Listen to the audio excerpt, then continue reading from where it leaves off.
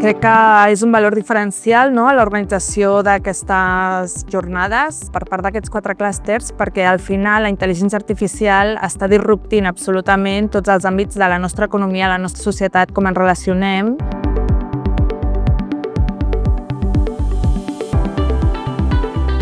No és la primera vegada que col·laborem els clústers junts, tenint reptes similars, i la IA ens pot ajudar a resoldre'ls, amb la qual jo crec que és molt interessant que entre tots 4 ens juntem per poder organitzar aquest progrés.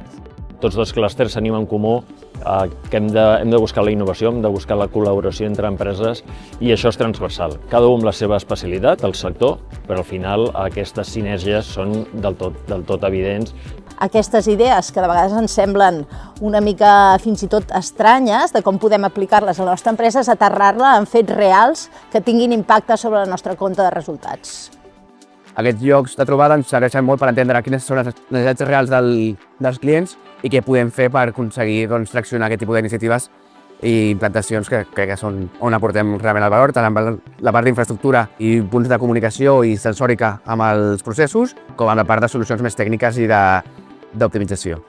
Ara tenim 2 maneres d'enfocar-ho, que ho haguéssim fet sempre, i ara intentem introduir-hi aquesta nova visió de podem fer alguna cosa, ja sigui amb intel·ligència artificial fent una petita aplicació, un petit software ad hoc perquè ens ajudi amb això, o bé que interpreti aquestes dades, que ens doni suggerències o que ens doni senzillament un informe, un document o un consell, ¿no? Nos ha ayudado a identificar procesos, poder mejorarlos, identificar también en este caso puntos de eficiencia, sobre todo energética, y también nos ha ayudado en ese sentido a poder reorganizar todo lo que es la parte de producción.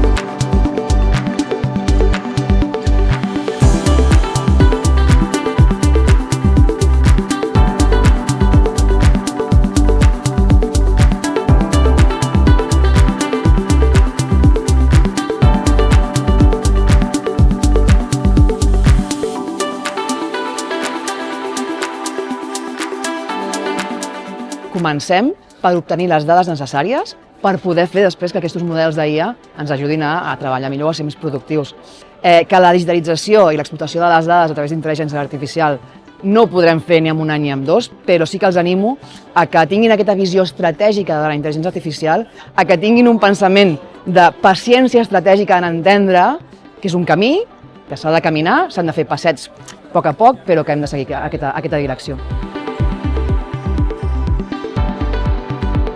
Al final, la intel·ligència artificial és un repte transversal a tots els sectors de l'economia i que suposarà un gran canvi, com ja hem vist en moltes de les ponències que heu tingut avui. Però cada un dels clústers coneixeu en molt més detall quins són els reptes estratègics específics del vostre sector, del que representeu. I per tant,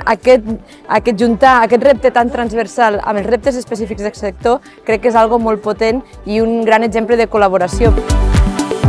La IA ens ajudarà a ser molt més eficients, a ser molt més productius, i al final el que ens ajudarà és a fer més amb menys recursos.